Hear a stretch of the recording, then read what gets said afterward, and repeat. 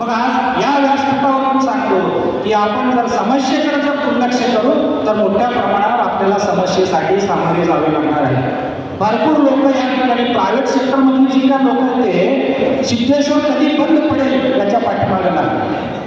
सिद्धेश्वरला कशा पद्धतीनं बंद पाडता येईल याच्या पाठीमागे सगळी लोक लागली. परंतु अशा या परिस्थितीमध्ये आपल्याला हा कारखाना जिवंत जर ठेवायचा असेल तर या ठिकाणी सगळ्या गुणांचा संघ या ठिकाणी व्हायला पाहिजे. आपल्या विरोधकांचा सुद्धा आपण या ठिकाणी विचार करायला पाहिजे. तेव्हा हा कारखाना समस्या या ठिकाणी समाप्त होतो. तुमचं साखर वाटपाविषयी सुद्धा सांगतो. सुधारणा छोट्या छोट्या सुधारणा सांगतो. साखर वाटप 50 किलो एकदम द्या. 5-5 किलो 500 लोक रांगेत उभारतात. कार्यकारी संचालकांना दिसत नाही का केला? सकाळी या तर संध्याकाळपर्यंत 25 किलो साखर घ्यायला तिथं उभारतो आपल्या शेतकरी. द्या की पण ज्यांना शेतकरी त्यांना 50 किलो एकदम दिपाळीच्या वेळी वाटून टाकायचं. नंतर तो विषयच नको खूप व्हायला पाहिजे. पुन्हा पुन्हा आपण तेच गोष्टी करत बसायचं.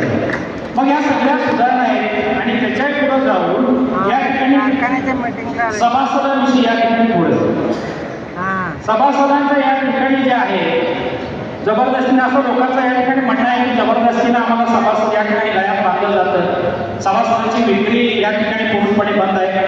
कारखाना विक्री करू शकत नाही परंतु सभासद विक्री करू शकत नाही. त्यावर सुद्धा काहीतरी थोडा करा. ज्याला गरज नाही त्याला सभासद कशाला घ्यायचं?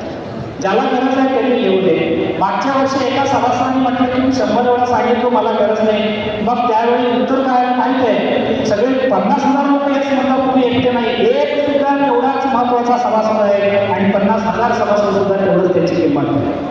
ज्यावेळी आपल्याला एका सभासदाची किंमत कळेल तेव्हा आपल्याला 50,000ची सुद्धा कळेल. म्हणून सातत्याने तुम्ही या ठिकाणी या समस्या सगळ्या सोडवत आहात. अशाच पद्धतीने जर सोडायच्या असतील तर आपल्याला लोकांना जे काय असतील ज्या गोष्टी आपल्याला सांगतो त्यांना सुद्धा घेऊन जाणार या ठिकाणी क्रम प्राप्त आहे. शेवटचं सुद्धा कारखान्याची सुद्धा ओळखणार आहे. कारखाना चालवत असताना या ठिकाणी शेतकरी कामगार या सगळ्या गोष्टी आपल्याला गरजेच्या आहेत. मग कामगारांचं 3-3 महिन्यांचा पगार नाही याचा सुद्धा आपण विचार करायला पाहिजे. कामगारांच्या ओव्हर टाईम जे आहे ते नाहीच नाही. ओव्हर टाईम केलेलं खलास. मग असं होता कामा नाही. जर दिला असेल तर चांगलं, नाही दिलं तर भविष्यामध्ये काही तरतूद करा आणि जेणेकरून या ठिकाणी त्यांच्या कामगारांच्या सुद्धा या ठिकाणी ज्या काही वेतनाच्या समस्या त्या सुद्धा समज या ठिकाणी व्हायला पाहिजे. तेव्हा सगळ्या गोष्टी चांगल्या. आम्हाला फक्त आणि शेतकऱ्यांना सांभाळा असं मी म्हणत नाही तर शेतकऱ्याला सांभाळता सगळ्यांना सुद्धा सांभाळा. कारखाना चालवणं म्हणजे एक सॉफ्टवेअर कंपनी नाही आहे. एसीच्या कॅबिनमध्ये बसून एसीच्या गाडीमध्ये बसून जर मी कारखाना सांभाळतो असं जर म्हणत असेल तर ते शक्य नाही आहे. मग कारखाना सांभाळण्यासाठी तुम्हाला ऊस तोडीपासून ऊस वाहतुकीपासून या ठिकाणी सगळे जे काही प्रोडक्शन आहेत सगळे काही जे काही प्रोसिजर ते सगळे प्रोसिजर माहीत असेल तर तुम्ही कारखाना सांभाळू शकता. सॉफ्टवेअर कंपनीसारखं मी माझ्या केबिनमध्ये बसून सगळं या ठिकाणी सांभाळू शकतो असं जर तुमचं या ठिकाणी मत असेल तर विनम्र सांगतो ते बदला. त्याच्याशिवाय पर्याय नाही. मी अजून सगळ्या सभासद माझ्या समोर आहेत. मी शेवटचं एक जे आहे माझं काम या ठिकाणी सांगतो. गेल्या 2 वर्षापासून मी काम करतोय शेतकऱ्यांसाठी.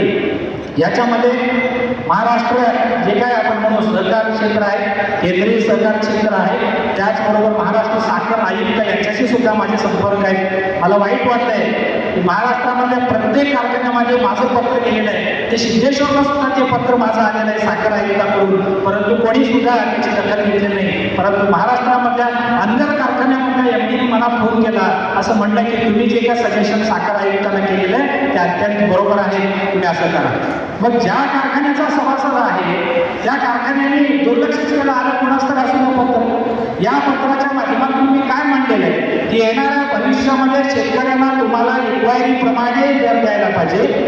येणाऱ्या भविष्यामध्ये तुम्हाला वाहतुकीप्रमाणे दर द्यायला पाहिजे. जर सभासदाचा वाहतूक जास्त असेल तर त्याला दर कमी. 20 किलोमीटर मधला ऊस येतो आणि 150 किलोमीटर मधला ऊस येतो त्यालाही 2700, यालाही 2700, त्याला 1,500 रुपये वाहतूक खर्च, याला 600-700 रुपये वाहतूक खर्च. मग हे काय आहे? हे फक्त एका कारखान्याचं तुम्ही घेऊ नका.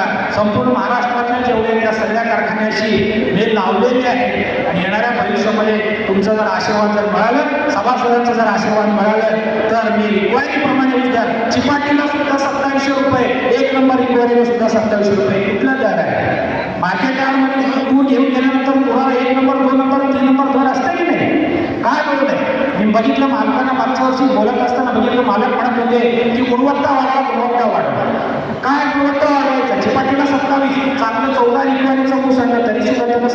होत नाही? मग कशाला गुणवत्ता वाढेल? सगळ्यांना पास करा, मग सगळे कसं काय अभ्यास करतील? कोणी अभ्यास करणार नाही, मग कोणी प्रयत्न करणार नाही. मग हे प्रयत्न करण्यासाठी मी प्रयत्नशील आहे. तुमचा सगळ्यांचा जर आशीर्वाद जर लाभला तर 1-2 वर्षामध्ये रिक्वायरी प्रमाणे तुमच्या शेतावरती तुमचा रिक्वायरी उसाचा व्हायला पाहिजे आणि वाहतूक दर या ठिकाणी ठरवून तुमचं जेवढं वाहतूक दर आहे त्या वाहतूक दर मायनस करून तुम्हाला या ठिकाणी तुमचं मिळायला पाहिजे, जेणेकरून कार्यक्षेत्रामधल्या सभासदांना त्याचा फायदा होईल. एवढंच बोलतो. मला बोलण्यासाठी 2 वर्षानंतर या ठिकाणी एक संधी मिळालेली आहे. कोणामुळे मिळाली मला माहिती, ज्यांच्यामुळे मिळाले त्यांना सगळ्यांना धन्यवाद देतो आणि येणाऱ्या भविष्यामध्ये सगळ्यांना या ठिकाणी शुभेच्छा देतो. मालकांचा अजून एक गुण या ठिकाणी सांगतो, सगळ्यात आवडतं माझं, मी कोणाचं सुद्धा नाही, मी मालकाचा सुद्धा माणूस नाही आहे. आजपर्यंत मालक राजकारणामध्ये नव्हते, हे मला आवडत होतं. आता राजकारणामध्ये येऊ लागेल, मला आवडत नाही. राजकारणाच्या चिखलामध्ये तुम्ही पडू नका. तुम्ही खासदार लेवलचे माणसं आहात. तुमची लेवल खासदारकीची आहे. आमदारकीला कशाला पाहिजे आपल्याला? आमदार नको आपल्याला. ज्या माणसाची किंमत खासदारीपेक्षा जास्त आहे तो जाऊन आमदारकीला उभारण्यासाठी हे करत असेल तर मला पटत नाही. राजकारणामध्ये तुम्ही एंट्री करू नका. आतापर्यंत तुमच्या चारित्र्याला राजकारणाचा दाग लागलेला नाही आणि येणाऱ्या भविष्यामध्ये सुद्धा लागू देऊ नका.